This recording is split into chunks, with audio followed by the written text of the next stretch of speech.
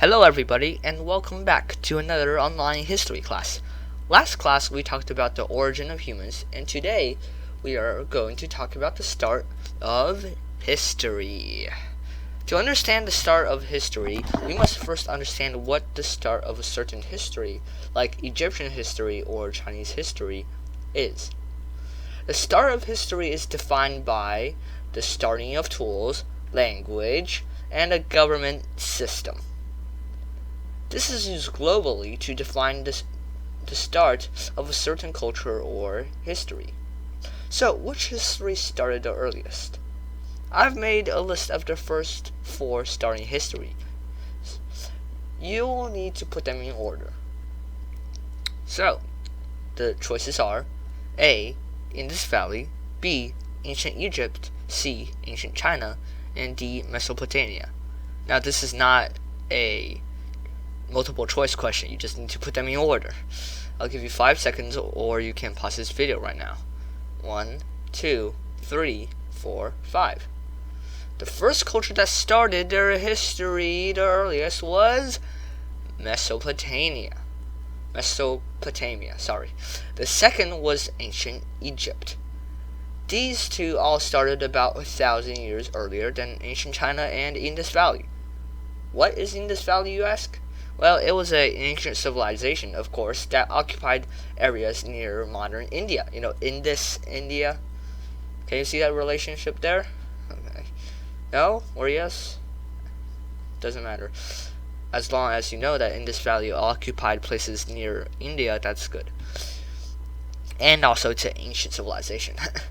Well, it was... Moving on, the third is Indus Valley, and the fourth was China. But Indus Valley and China actually started very, very, very close to each other in terms of time. But there is still more proof that Indus Valley history started before Chinese history. Now, what defines the start of Chinese history? Well, do you know the stories of Yao Shunru, the first 3 kings of China? That was the starting point of Chinese history. The stories of Yan Di and Huang Di are actually before Chinese history. The people of ancient China often call themselves Yan Huang Zi Sun. This means the children of Yan Di and Huang Di. Yan Di and Huang Di are basically the origins of Chinese civilization. Now, you're probably wondering, why are they considered before history then? It's because they didn't meet the 3 requirements to be considered a starting point of another history. Yan Di and Huang Di were legendary ancient Chinese rulers. In Chinese, Yan means flame and Huang means yellow. So in English, they directly translate to the Flame Emperor and the Yellow Emperor. What made them so important, though? Well, they weren't considered the ancestors of the Chinese people for no reason. There were 3 big kingdoms back then.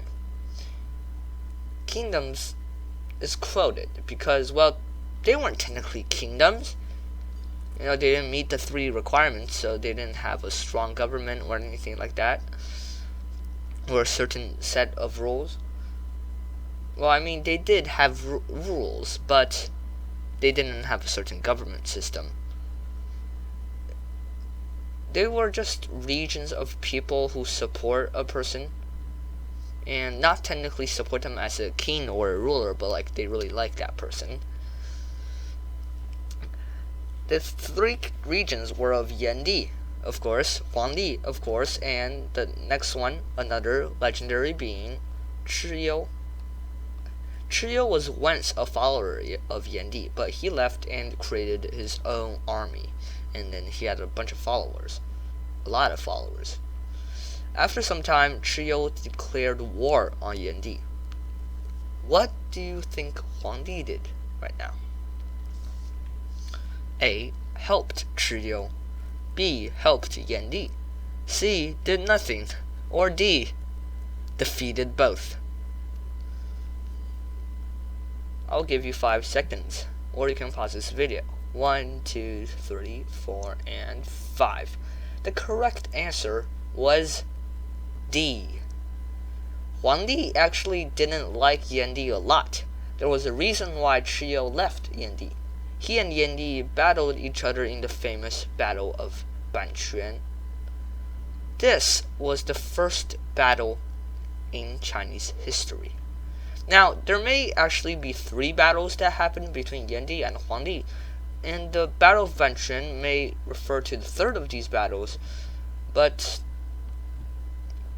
some people still think that Battle of Banquan was just, one battle between Yan Di and Huang Di. Who do you think won this battle? A. Huang Di, B. Yan Di, or C. Chiyo intervened and defeated both of them?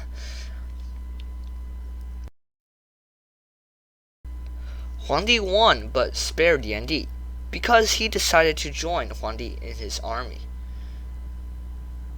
Shortly after, with the newly formed force, Huang Di went and defeated Chiyo. It was said that when Huang Di decapitated Chiyo, or cut his head off, for those of you who don't know what decapitated means, Chiyo was still alive. Wow, how is that even possible? Well, I'll explain it later. And his nipples became his eyes, and his belly button became his mouth. Huang Di was like, "Oh, wow, you've transformed." And so he defeated Chiyo again. And this time, buried his head far, far away from where he burnt Chiyo's body. From this story, some of you might think Yan Di and Huang Di sound like legends. This is kind of true.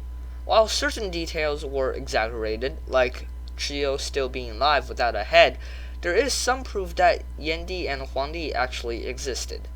The Battle of Banquan was mentioned in a book called Records of the Grand Historian, written by Sima Qian, a historian in the Han Dynasty, which was actually the 5th dynasty. That was a long time forward.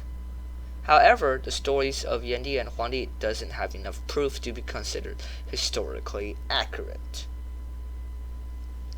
So they are still kind of like legends. There were cults of Huang Di, the Yellow Emperor, in the Warring States and earlier Han Dynasty, but they believed that he was a god. Kind of like modern religions these days. So today we covered the start of a certain culture's histories and how they're defined, and also went over stories or legends with a bit of truth of Huang Di and Yan Di. Now, you have a final trivial question before you go. What is the 5th oldest civilization?